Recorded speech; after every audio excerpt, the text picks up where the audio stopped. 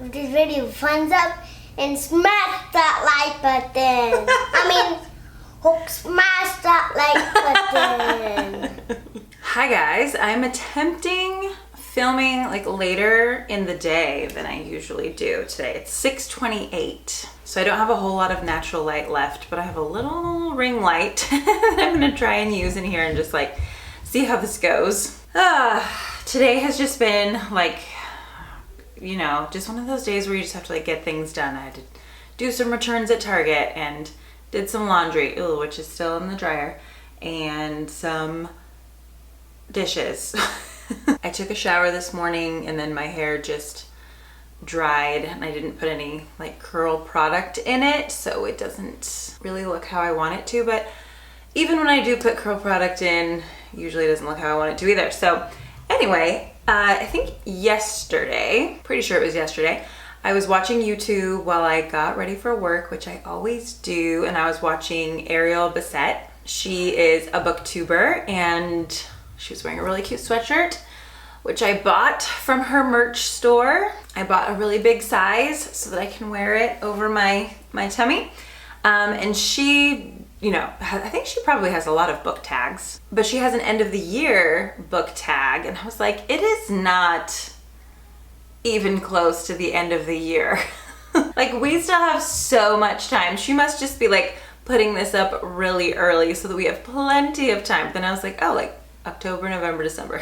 Okay, I guess it's getting pretty close to the end of the year. So I thought I would do the tag. So there's just 5 questions. So we're gonna do those 5 questions, and then also let me just tell you, in case you missed my last video, because I got really impatient and I just put it up on a day when I don't normally post, like I usually do Sunday mornings, but I did it on a Tuesday.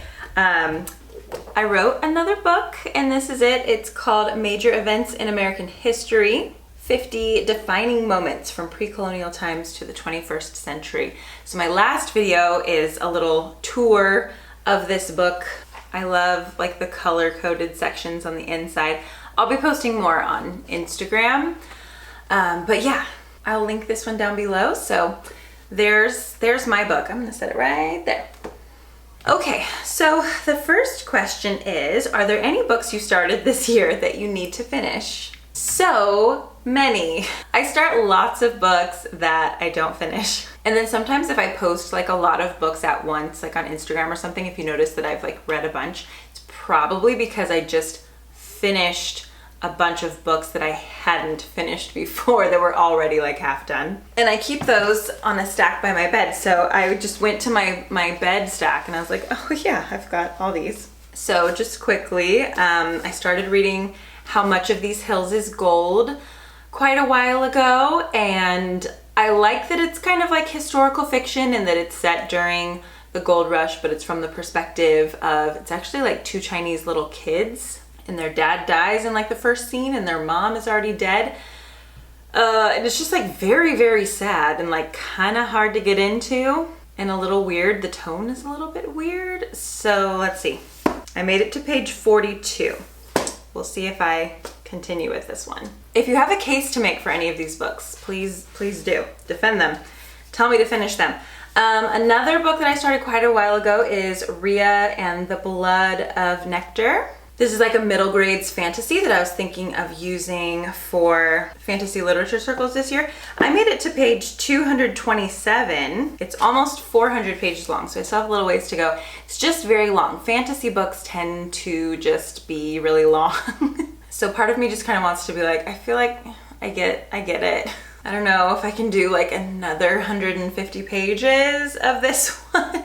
But it was good, and I think it would be good for our fantasy literature circles, so I just need to read the rest of it. This one was part of the Life's Library book club thing, and actually the book for this month, Ariel Bissett recommended. So this is like the last one, I think. This is called Without You, There Is No Us by Suki Kim, and it's like a memoir. It's not like her whole life though, it's just about her experience being a teacher at a school for like elite boys in North Korea. It's really interesting and strange. I'm on page 115. I'm about halfway through, so I probably will finish this. It's just like, it's a really weird book. It is interesting, but like for her, every day is the same. So I got to the point in the book where things are just pretty much the same. So it got a little bit hard to keep going, but I probably will. I'm also reading Agatha Christie, Appointment with Death. I got to page 62. It's set in Palestine, which is the most interesting thing to me because it was written in like the 30s. So this is pre-establishment of Israel. So I'm almost reading this as like a primary source. Like, how did people write about things in the 30s? Like, this is not that good of a book. Maybe some of her other stuff is better, but just no character is realistic. None of the dialogue is realistic. The way that she discusses like people who are fat is really cringy, and it's not very good, but I just want to finish it to say that I've read an Agatha Christie book because I actually never have before. I also recently got Instructions for Dancing by Nicola Yoon. I'm on page 68. It's good. It's like it's a romance, but it's kind of like an anti-romance romance. It's a YA book. I got it at the book fair, and it's cute. So I will keep reading, I'm sure. I just want to, complete this one and be able to talk about it and stuff. So eventually I'll finish this one. It's not like so compelling that I feel like I have to read it right this second, but I'll keep it on my nightstand. And oh gosh, Gods of Jade and Shadow. I've been reading this one. I read like a couple of pages over a year ago, I think. I'm only on page 37, which is pretty annoying. I'm annoyed at myself that I haven't gotten any further, but this was another option that I was thinking of for our fantasy lit circles. And if I like this one, I want to use it to replace, what is the one? I can't remember the title now, but it has like beautiful cover. But this one has a more realistic setting. Like it really is set in Mexico. The other one is set in Bolivia. And I don't know, I just thought, maybe this one would be a little bit better. I don't know, gotta finish reading it. I'm really not that far in. So even though I read quite a bit, I, get stuck and don't finish books very often as well. The next question is, do you have an autumnal book to transition into the end of the year? I don't know if this is very autumnal, but it feels kind of back to schoolish. So maybe that's as close as I'm gonna get. But this one, I don't know if it's actually out yet. I had a early copy. It's called My Monticello. It is a book of fiction by Jocelyn Nicole Johnson. All of the people who like endorse it on the back are people who I love, like Charles Yu and Danielle Evans. And after reading A Sitting in St. James, I just wanted to read more, I don't know, like historical fiction set in that plantation setting by Black authors, like with that perspective. I think that's kind of like a newer sort of subgenre that a lot of people are starting to do, and I like it a lot, and I think it's really great to have for students. A Sitting in St. James was definitely for adults, but I feel like this one looks like it's going to be more like for students. Sounds really interesting. I might have to start this one like today. The next question is there a new release you're still waiting for? Yes, there is. Let me find it. I pre-ordered it long ago. It's called Monster in the Middle by Tiffany Unique. It is arriving on October 19th. Tiffany Unique is from the Virgin Islands, and she wrote, oh no, am I blanking on the name? She wrote a book set in the Virgin Islands. Oh, here's all my Virgin Islands stuff, but I didn't put it with that, did I? That is gonna bother me. You guys are gonna be annoyed if I don't tell you the title. Land of Love and Drowning. Yes, I have reviewed Land of Love and Drowning on Instagram and here on my channel. I read it, over a year ago, so it's a little ways back. But I really loved that one though, because so much of it matched up with so much of my research that I did for my master's thesis on the history of the Virgin Islands, and then like just even little things that my father-in-law has said about the Virgin Islands, because that's where he grew up. It just like confirmed a lot of these like smaller details. Hold on. Hey, are you done? What we're gonna eat? Yeah. I don't know, me and Jensen had pizza. If you get anything healthy, we could use something healthier. Maybe just get me a salad then from there. I'll text you the salad that I like. Forget which one. Okay. Okay. The majority of the texts to my husband are just like my food orders. Anybody else? That's like the majority of our conversations. Okay. So what were we talking about? Okay, the new release. So anyway, yeah, I'm just really looking forward to reading Tiffany Unique's next book. I didn't even read like the synopsis. I don't know what it's about. I hope that it's set in the Virgin Islands. I don't even know if it is, but I guess I'll let you know when it comes out because I will be reading it in about a month, it sounds like. Okay. The next question is, what are 3 books you want to read before the end of the year? I grabbed the 3 that were on my coffee table. I have books everywhere. So I keep some in my car. There are some in my classroom that I'm like in the middle of reading. I have a huge stack right here that you just like barely can't see. I have them everywhere. But anyway, I grabbed these 3. This one I think sounds so interesting. It's written by the pastor of the church that I attend, Erwin Raphael McManus, and it's called The Genius of Jesus. And the way that he described it was as like a little bit more of an exploration of like the historical person of Jesus. And like when we talk about people who are geniuses like Picasso and Albert Einstein and just like, you know, people who have really left their mark on the world and changed the world, like could we include Jesus in that category? And maybe we can. I don't know. It's not very long, so I could probably read this one pretty quickly. I was really hoping that it was like a little bit more historical than I think it is, because I was like, ooh, end notes, let me see, and there are no end notes. I was like, I want to know what kind of research you did, but it's maybe not that kind of a book, but I still want to read it. You know, this is still just like a topic that I think sounds interesting. So that one, this one I literally just got in the mail today. I was on Instagram stories talking about how every time my students do book presentations, I'm always like, oh my gosh, that book sounds so good.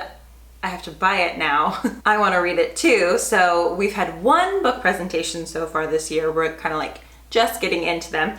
And the first student presented on this one, March Toward the Thunder by Joseph, is it Brucock, I think is maybe how you pronounce his last name. He also wrote Code Talkers, which I've read. It's been a while, but he is part of the Abenaki Indian tribe, and so he, you know, usually writes from a Native American perspective. So this one is a Native American perspective on the Civil War. And in my class, my student just made it sound so interesting. So I'm excited to read more YA historical fiction set in the Civil War besides like My Brother Sam is Dead. And the third one that I'm really excited about reading is called The Taste of Sugar by Maricel Vera. And this one, okay, an enthralling saga written in the tradition of great Latin American storytelling. It transports readers to the fragrant fincas of Puerto Rico, where beneath the shade of banana and guava trees, coffee berries ripen. So it begins in 1898, and then it sounds like it's going to be a multi-generational story of a Puerto Rican family. And there's so much about Puerto Rican history that overlaps with Virgin Islands history. And so I'm just really, really interested in reading this one. I think I just saw it posted on Instagram. Can't remember who posted it, but I didn't really need to know anything else. I was like, that sounds very good. So this is another one I want to start right away. Oh, you know what I forgot about of like books that I've started and not finished are like also audiobooks. But let's not even get into that. Oh my gosh. Yeah. Okay, and then the next question is there a book you think could still shock you and become your favorite book of the year? And even though I haven't read a word of this one, I am feeling like this one could be, just because this is everything I love in a book, I think. You know, historical fiction, multi-generational family story set in a place that I know a little bit about, but I've always wanted to know even more about. So I don't know, this just like has everything that I'm always looking for in a novels, so I wouldn't be surprised if it ended up being one of my favorite books of the year. And then the last question is, have you already started making reading plans for next year? Oh my, so next year will be 2022. I am due in like mid to late February with our second child. So at the very end of my pregnancy, I guess I could be reading. I don't know, maybe I'll be, you know, just like on the couch a lot, not really doing much. So maybe I could get a little bit read in like January. And then right after the baby's born, I don't have any delusions of getting a lot of reading done. So I'm thinking 2022 probably won't be my year of like reaching 100 books again. 2020 was a year when I was at home almost the whole time, and I was writing a book, so I was doing a lot of research. And so I ended up reading 100 books. This is 2021, right? I'm like already losing track of time. I'm on like book 58, so like I've read 57 books so far. I don't know, this year maybe I'll get to like 70, maybe? I don't know why I said 70. But yeah, no, I probably could. I could probably get to around 70. Next year, I think if I read 12, I think if I read like one for each month, that would be doing pretty well. The thing is though, like when Jensen was a certain age, how old was he in 2020? And like 2019, I read quite a bit too. But when they're a little bit more independent and they're just kind of like playing around with toys and stuff, but they're too little to really like play with, that's when I got a lot of reading done, because I just kind of like let Jensen kind of like do his thing, but I wanted to be in the room with him, and I didn't want to be like engrossed in my phone, and I didn't want him always like seeing me on my phone. So that was around the time when I really like got back into reading and read a lot, even though I had a little kid who is literally calling me right now. But while he was like kind of crawling around and playing, I could get a little bit of reading done. So I don't know if 2022 will be that time, maybe more like 2023. But speaking of Jensen, oh, did you bring me my water? Yeah, I drank it a little bit. I got this because I always need to drink, but he loves it. Here. You want to say bye with me? Jensen wants to start his own YouTube channel too, don't you? Yeah. Yeah, what's the name of your channel gonna be? My channel? Yeah. H1 Cube. Oh, okay. And what do you say at the end of a video? What do you say to people before they go? Go! I say, forget to subscribe. Don't forget to subscribe. If this video thumbs up and smash that like button. Smash that like button. There's so many videos to watch. Bye! One video starts now. You better go there before it starts. Bye! Great job. You are awesome at this. What is the first video when I start watching my video when I'm playing games? Oh, you want to do a game channel, huh?